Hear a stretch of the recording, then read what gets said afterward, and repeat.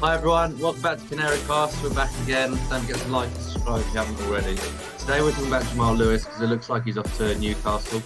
Liverpool didn't get their man, but Harvey's Newcastle United seem to have won over Stuart Webber This basically. madness. Yeah, I mean you are looking pretty smug, Harvey. You must be pretty happy that this seems to be going through. I'm not too chuffed at all. Just because Really? it's a lot of money for a player that is not the best fullback.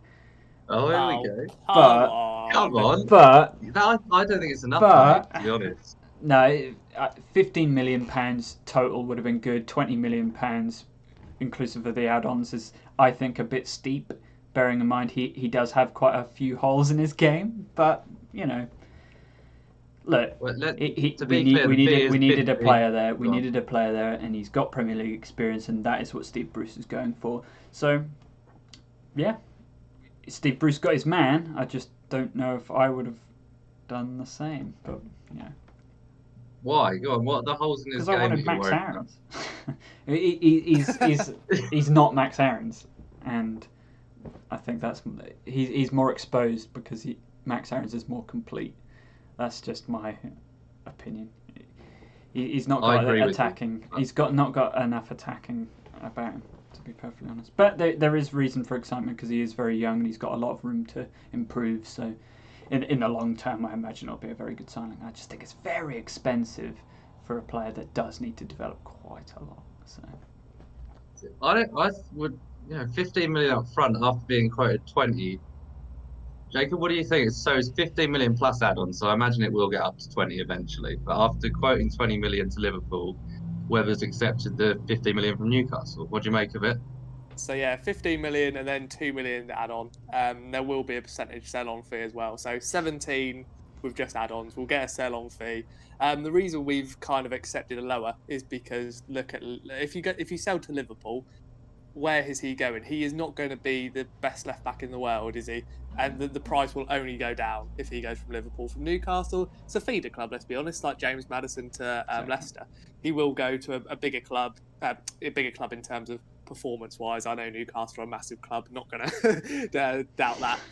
In terms of am I happy with it? Well, Harvey said it's expensive. Aston Villa have just splashed out 14 million up front for Matty Cash, who's played 1 year in the Championship at right back. yeah, so for me to have a Northern Ireland international, a full international, 22 years old, a fantastic athlete who can only improve, bargain. But good deal for both sides though for me. I think there's quite a substantial sell-on clause as well. So I think Norwich will get more money down the line. That's not based on performance-based add-ons, and then there's a sell-on clause because he will definitely move on from Newcastle. So. It'll be over 20 million, which is great business. Yeah, 20 million is good. For all those Liverpool fans asking why you didn't accept the 8 million, well, you bid 8 million, but that's why. Because the potential to get more is there, where it wasn't with you, basically. I wanted to talk about Jammer choosing Newcastle because I think there's an argument to say it's a bit of a sideways move. Not this season, obviously, but it's completely fathomable that the club swap divisions next season. Could we be in a position where Norwich are back up in the Premier League and Jamal Lewis is playing for Newcastle in the Championship, Jacob? Well, we're talking like off mic that Newcastle are probably doing some quite good business. They're a massive club though. Like, let's be honest, 52,000 most every week when they're not arguing with Mike Ashley over, which is fair to be fair. They do need to get rid of him. But I wouldn't personally think Steve Bruce is the best manager in the world, but obviously did improve Andy Robertson enough to get him a move to Liverpool. Not the best manager, and not the best squad, but it is Premier League football.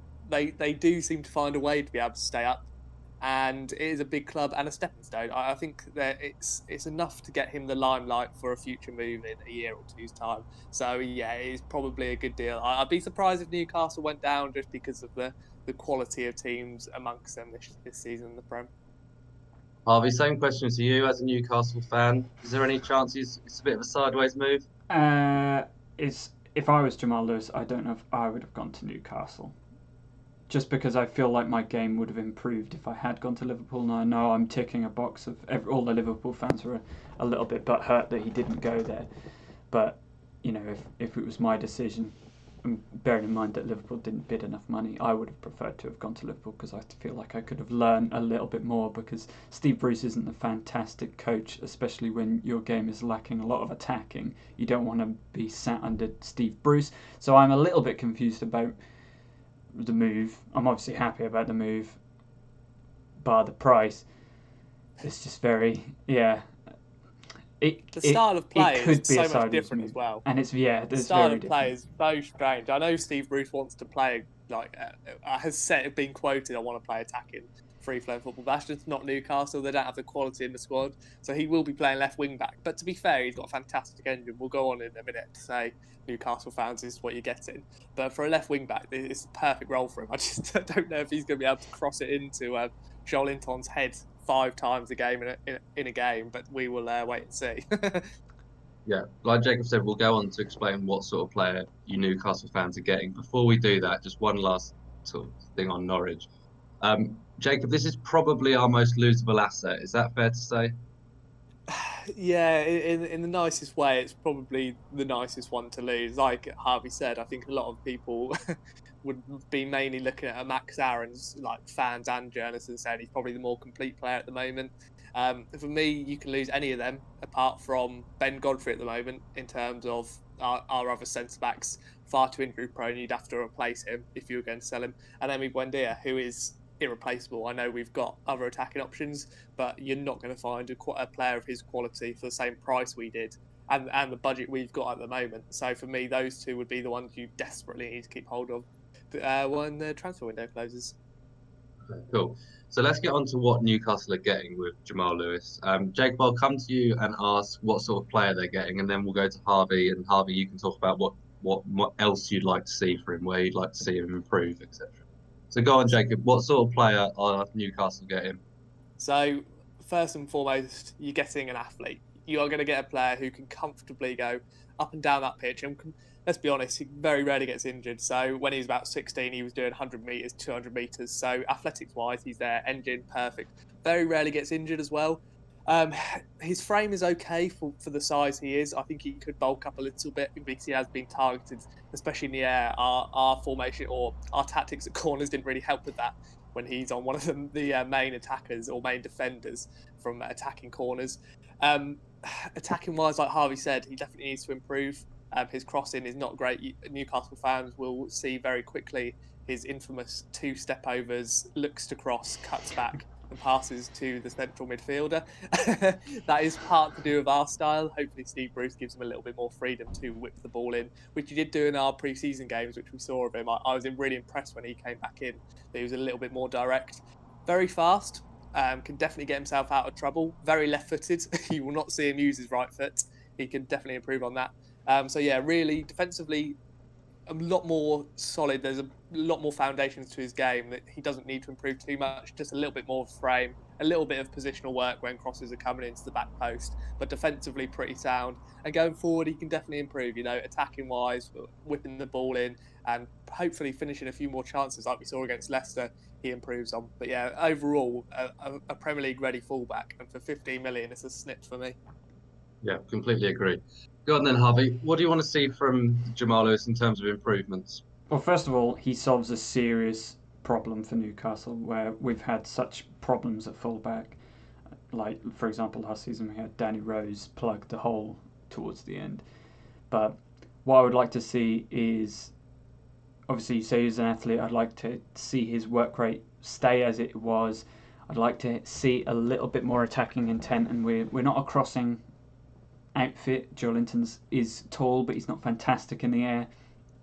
But with the arrival of Wilson, hopefully, and maybe even Fraser, I think we'll sort of copy that Norwich style of getting it a bit more central so we can feed it up to the strikers, and especially with St Maxim,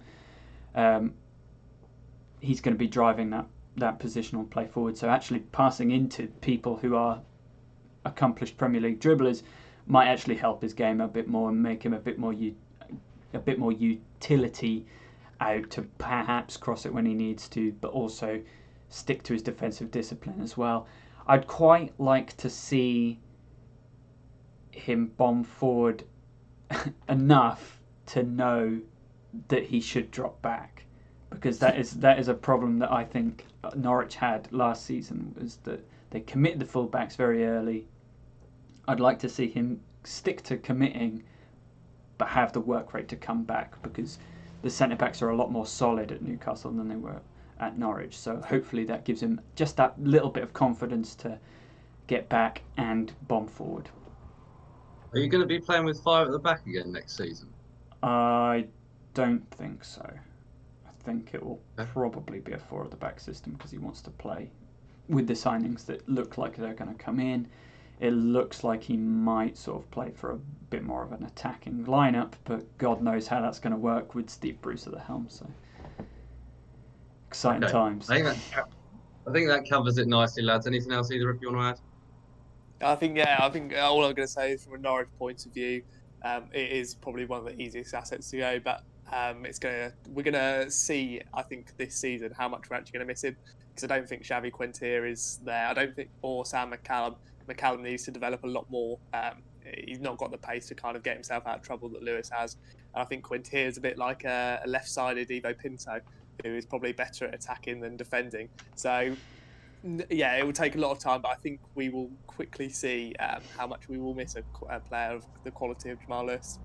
The other thing is, because he's gone from 15 million up to 20 million, that's just driven up all the prices on your bigger stars. So if he was the most losable asset, now imagine how much Max Aarons could feasibly go for to Leicester if Max Chilwell goes. Ben Chilwell even. And Emi Buendia, what do you reckon, 30 million now? 50. Why not? Wow. I'm not even going to put a price on him. He's indispensable. We're not going to It's the hope that kills you. Please don't sell him. Well, that's one down. We'll see how many other players go, but let's cross our fingers and hope that it's not too many of them. Anyway, that's it for now. Like and subscribe if you haven't already. We will be back soon. Luton has obviously happened. We will address that at some point. Don't worry about it. We've also got the Huddersfield preview this week, so it's all coming your way. You've got all that to look forward to. But for now, enjoy the rest of your week. Thanks for watching. See you soon.